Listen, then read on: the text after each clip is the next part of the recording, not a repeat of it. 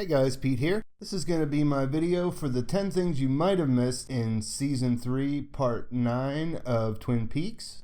If you haven't watched Part 9 yet, then this is your spoiler warning. You're going to want to stop watching now. Please check my Twin Peaks playlist for some videos about the other episodes. Alright, so the first thing you might have missed was Johnny, who we saw running through the house and smashing his head against the wall, was actually Johnny Horn, and the woman that I mentioned was credited as Sylvia Horn. So Johnny Horn is the brother, and I talked about him when we were talking about Richard. The actor who played him wasn't supposed to be coming back, so we kind of thought he was off the table, but they did replace him with a new actor, so this is him, and this could mean that he's tied to Richard Horn. You know, the more exciting theory about Richard Horn is that Evil Coop knocked up Audrey while she was in a coma, but I really don't see where Johnny fits into the picture otherwise, which doesn't mean that it's for sure, but it does mean that he's a definite contender for being the father. And the one thing that kind of stands out to me is that when we met Richard, we sort of had a scene where he came out as a mystery, like who's this guy, and then we found out who he was in the credits, and Johnny is kind of the same way. The next thing that you might have missed was the Search for the Zone is an actual website. I did notice this. I mean, it was on Reddit right away. I did notice this before I made my other video, but I didn't mention anything about it because I hadn't had a chance to get through it. It's actually a full-blown website, and I would recommend that you check it out if you haven't seen it yet, because there's a lot of interesting stuff there. I'm not going to do anything. I'm not going to go into it too deeply here because you could make a whole video about it, but it is real. It does exist. It's set up as a blog for Bill Hastings, and it has a really awesome setup, like it was made in 1997, which there is quite a bit of indication that is when he started making it. So yeah, it's cool. Check it out for sure. The next thing is related to that, and there were coordinates at the bottom of this website, and we knew that he had found some coordinates, and then he had went to where they had met the Major and entered the zone. So these coordinates were pretty exciting because they are real coordinates, and someone tweeted to Mark Frost about it. What will we find if we go there? And Mark Frost replied, "You tell me." So it was obvious that it was safe, if nothing else. Unfortunately, some people from Reddit got together and went out, and there was nothing of note there, as far as I know. But I'll let you know if anything ever comes out of that. But it is a real place. It's in South Dakota, and people have inspected the coordinates. The next big thing that you might not have noticed was that when Diane receives the text that we saw Evil Coop put into the small pink flip phone, the text ended up in all caps and it had some punctuation, whereas when Evil Coop had sent it from the flip phone, it was all lowercase with no punctuation. So this could be that, I mean, it's definitely, I think it's definitely not a continuity error. It could be, but there was another thing I read that someone had posted that it says on the bottom iMessage, as in it came from another Apple device. This isn't something I'm familiar with, so forgive me if I'm wrong here, but apparently if it comes from an Android, it would say something different, like text message. So there is a chance that this has been relayed by another person. The first name that comes to mind, regardless of anything else, is Philip Jeffries, but it's kind of even more so here because we know that the last time Evil Coop did something with the phone, that it was relayed to that box in Argentina, which was a big nod towards Philip Jeffries. So Diane is either getting text from Evil Coop and the show was sloppy about how they portrayed it, or she's been in touch with Philip Jeffries, most likely since before he went off the radar and during that time when no one else knew where he was. Either one of those things is pretty exciting, so I'm definitely paying attention to this.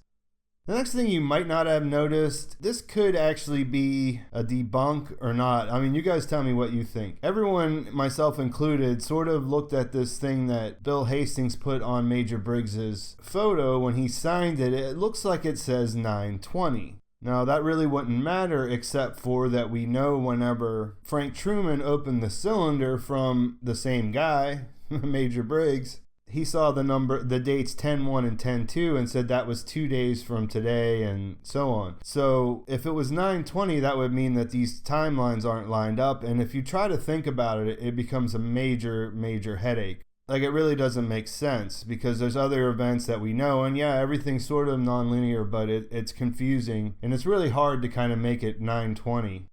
So if you look at it really closely, it looks like that it might just be a weird 9. Like there's a little leg there, so it could be a 9. That would be the right date, and that I feel like that's the most likely thing now. Like originally I thought it was a 0, but like I said, let me know what you guys think. The next thing might not be a thing at all.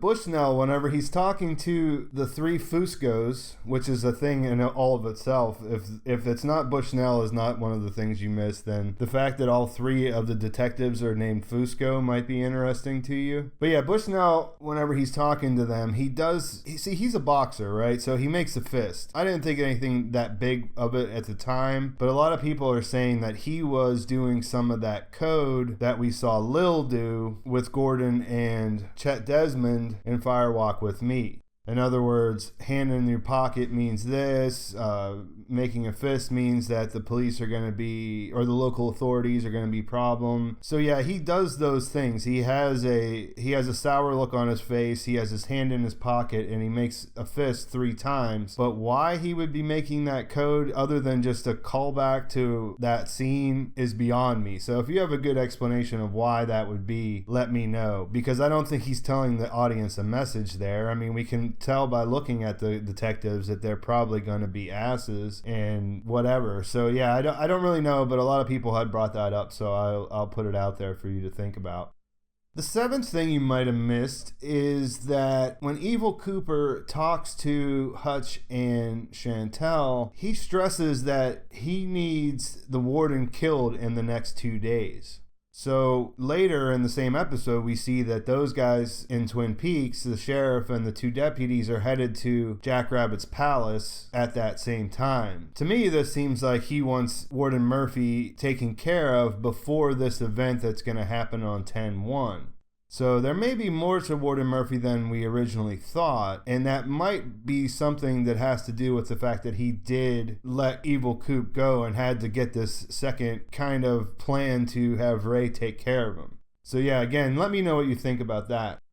The next thing that you might have missed was the music, and you know I've been talking about this since I started doing these things you might have missed videos, and there were a few examples of the music here that was pretty interesting. When Ms. Briggs started to tell the story about what the Major told her before about them showing up, you start to hear some music there. Ike's scene has some music that I'm pretty sure was from Firewalk with Me. And of course we heard America the Beautiful, which has nothing to do with the original run of Twin Peaks whenever Dougie Cooper was looking at the flag. But yeah, some more music creeped in from the original stuff. Hopefully that means we're inching closer, which I mean, I think the story is inching closer to something happening in Twin Peaks now that we have this message from Briggs, but we'll have to wait and see.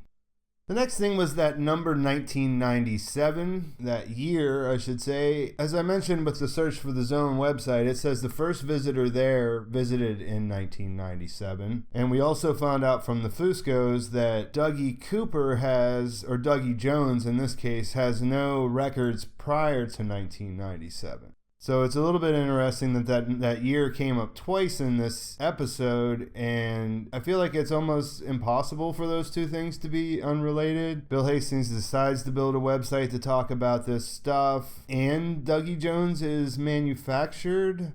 I don't know. I don't really know what it means, but it's definitely interesting that they both mention this date. And while I was talking about that, the counter where it says the first visitor arrived at June 1st, 1997, apparently that they've been fooling around with the coding on that, and the guest number is now descending rather than going up. And someone on Reddit posted all the math there that it looks like that what's going to happen is it's going to count down to 0 at the time whenever the final 2 episodes air. Is something going to happen then? We don't know, I'm sure, but there's no way to know what it is yet, according to people who know about such things.